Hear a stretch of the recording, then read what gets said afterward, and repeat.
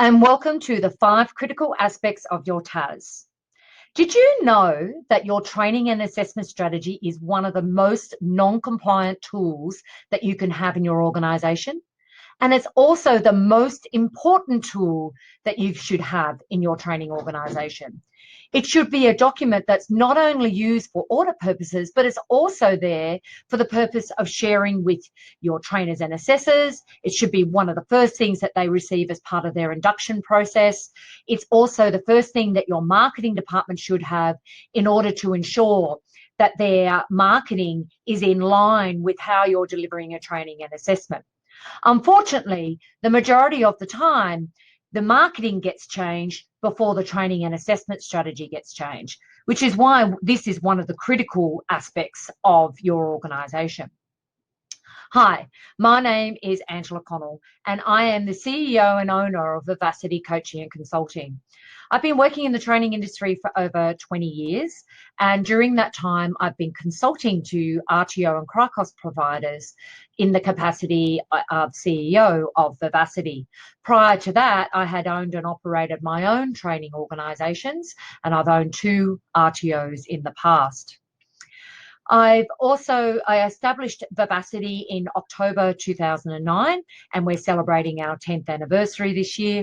And I've attended over 300 ASCA audits, of which there's been many types of different audits that we've attended. They include initial registration, re-registration, addition to scope, complaints audits, and also assisting with tribunal cases and a range of different areas. That's a little bit about me. So let's get on to this course. So today we're going to go through the 5 critical aspects of your TAS. And these include industry consultation, your target client group and identifying who they are, staff matrix and ensuring that your trainers and assessors hold the required skills and knowledge and they're mapped appropriately, the resources that you have identified within your training and assessment strategy and your delivery and assessment plan, and then, of course, your delivery and assessment plan. And these are what we're going to go through today.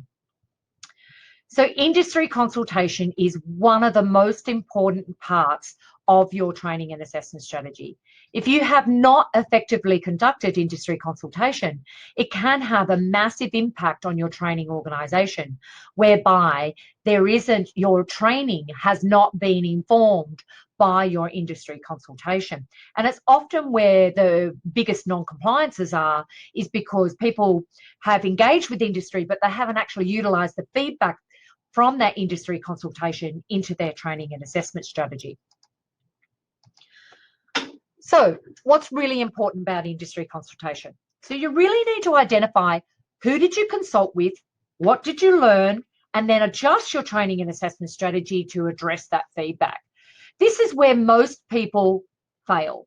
There's a lot of issues with training organisations where they collect evidence of industry consultation, but they haven't taken that feedback, incorporated it into the training and assessment strategy. And that's not just listing it, that's actually stating, we consulted with this person from this company, they told us this, and we've adjusted our training and assessment based on that feedback. So industry consultation should be continuous and ongoing throughout your organisation. Consultation ensures that your training and assessment meets industry needs.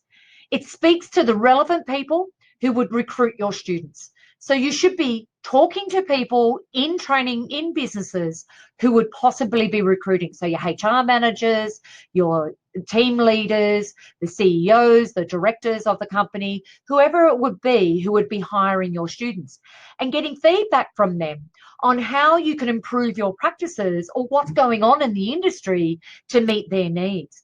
And then it's really taking all that feedback and going, okay, I spoke to this company and they stated this, and this is how we're improving our training practices based on that. And that can be the units that you choose. It could also be the equipment that you choose. It could be how you're delivering and how you're assessing, how you're conducting your assessment. There's a lot of different ways that you can be collecting feedback and then utilising that feedback to improve your training practices. So when you address the feedback in your TAS, you really need to identify, well, what are the changes you're going to make based on that feedback?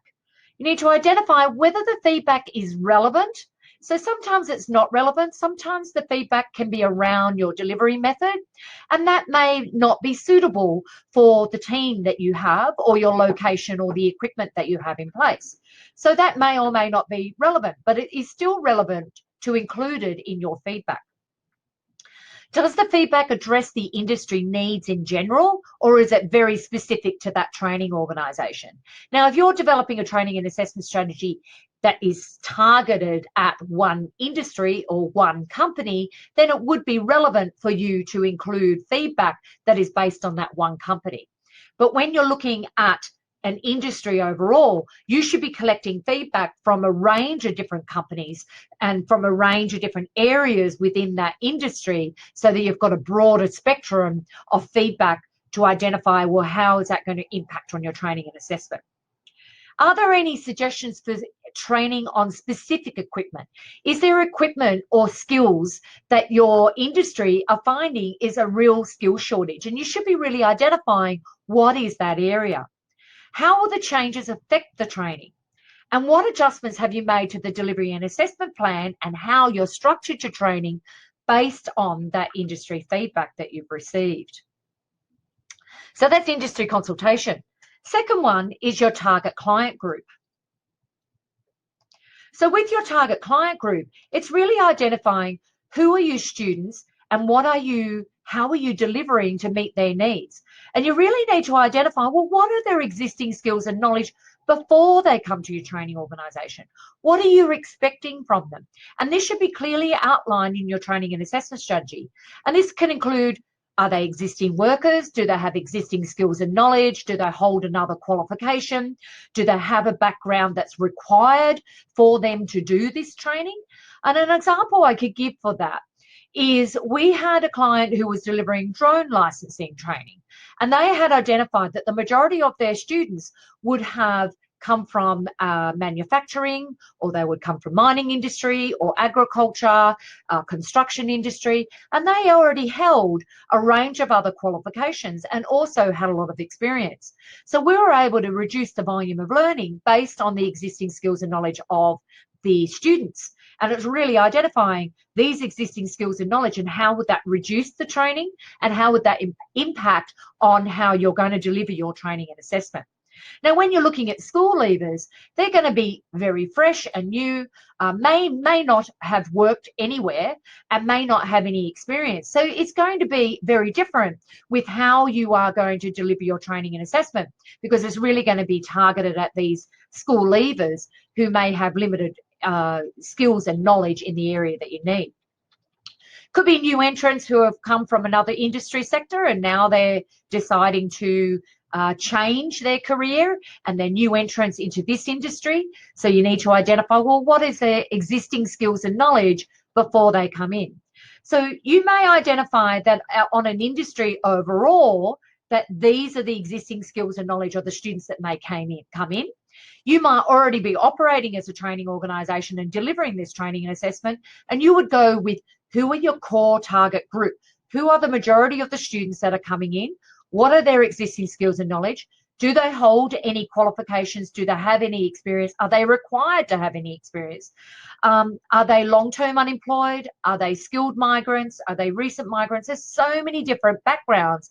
And in your training and assessment strategy, it's really important that you really hone down in what are their existing skills and knowledge, so that when you're developing the training and assessment, you've actually identified, well, these are their existing skills and knowledge. So we're going to have training and assessment tools that meet these needs. The way we deliver the training and the structure is going to meet these needs. Now, will also be required to have a selection criteria and or entry requirements. So this is where you've identified that they do have to have existing skills and knowledge in a certain area, or they may need to hold a certain qualification. It might be that they need to hold a driver's license, for example, if they're doing heavy rigid or medium rigid truck licensing, or it might be that they need to meet another licensing requirement. Are there any attributes that may affect a student's ability to complete the desired training product? So what is your existing skills and knowledge of the students, and will that affect them to be able to do this? For example, a really good one is first aid. To provide first aid, you've got to be physically fit, because you've got to be able to get yourself up and down off the floor in order to conduct CPR. So that is one where you would have to actually define that the student would need to be physically fit.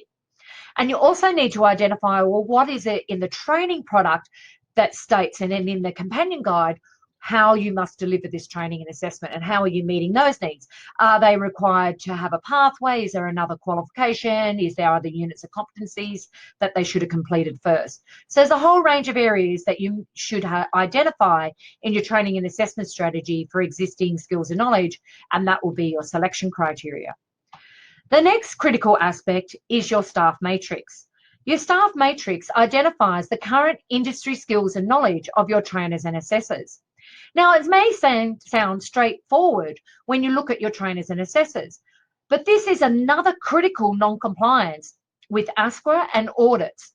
It is the inability to demonstrate that your trainers and assessors actually have the skills and knowledge and experience in order to deliver a unit of competency.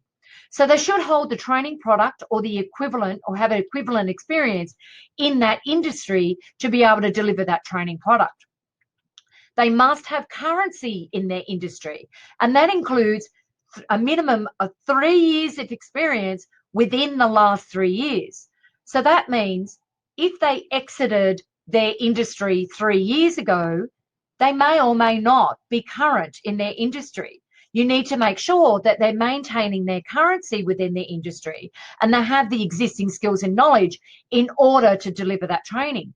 And if you really think about it, more than 3 years ago is massive, and it can have a big impact on what's changed in the industry in the last 3 years. The big thing is mapping your trainers and assessors' skills and knowledge down to each unit of competency. If they hold the actual unit of competency, then it's a direct equivalent.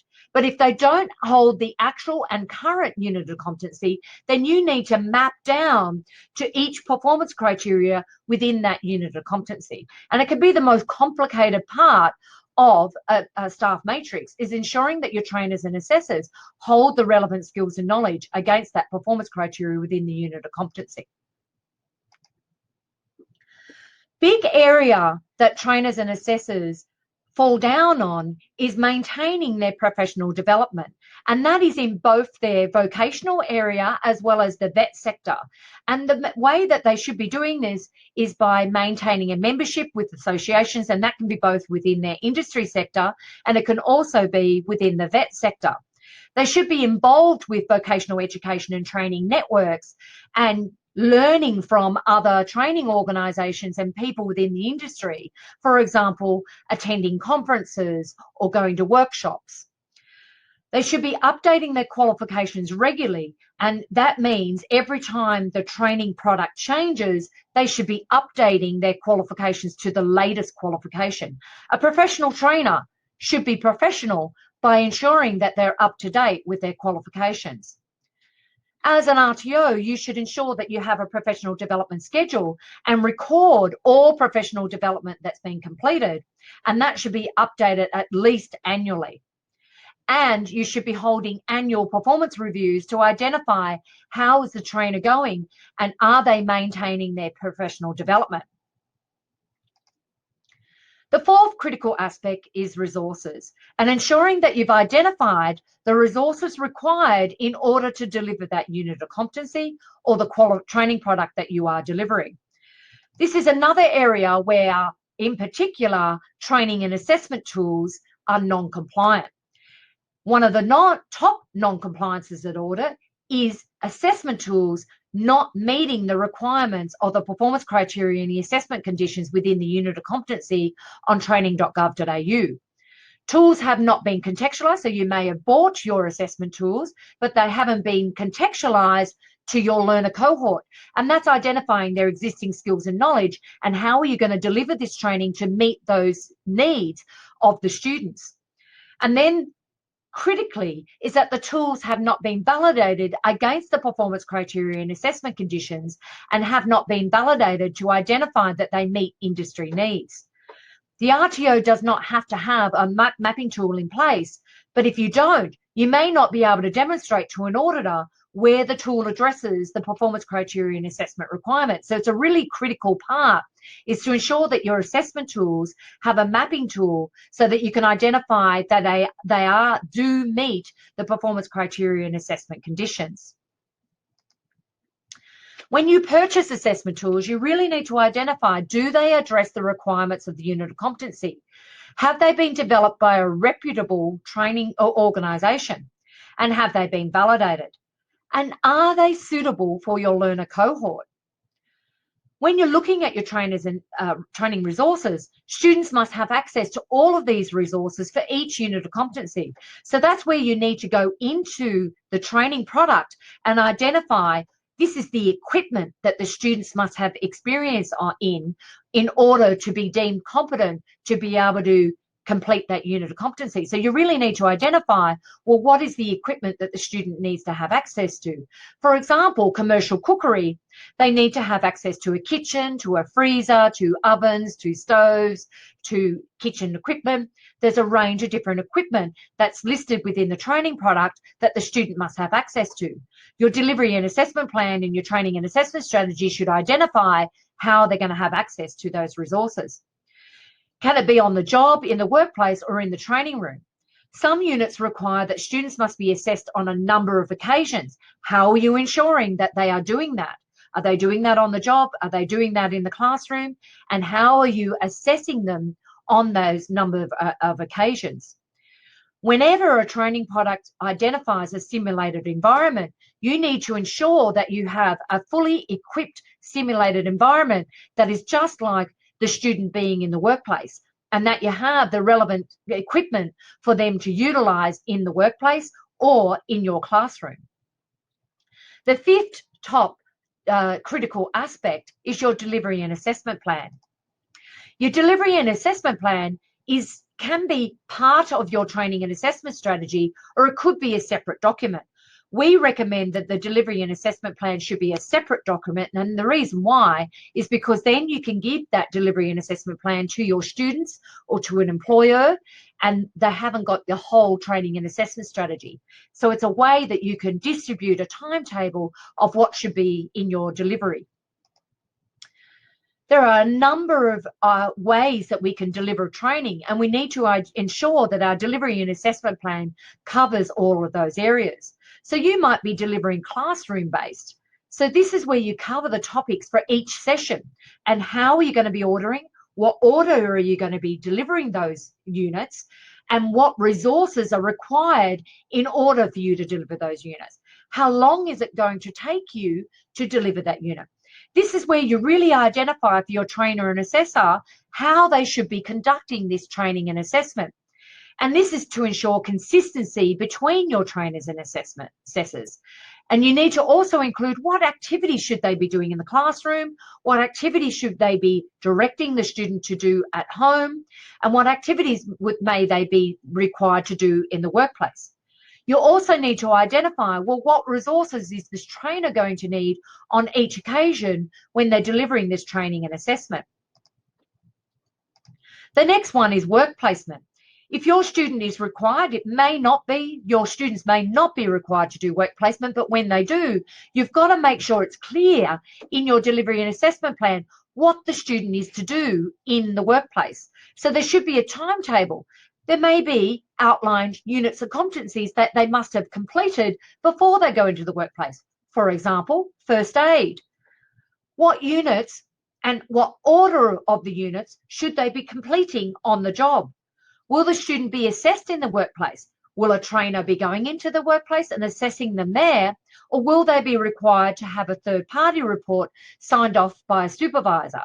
And then on top of that, you need to have a work placement plan that would go to the supervisor that identifies what are their responsibilities. Also, you need a memorandum of understanding between the RTO, the employer, and the student to ensure that everyone understands what is their responsibilities in each of those roles. In particular, what is the responsibilities of the supervisor in the workplace, and how is the supervisor going to ensure that the student is getting sufficient training on the job? It's also their skills and knowledge that they need to have as a supervisor. what qualifications should they hold, and how much experience should they have. Self-paced learning. This is an area where a lot of training organisations do not provide sufficient evidence within their training and assessment strategy and their delivery and assessment plan.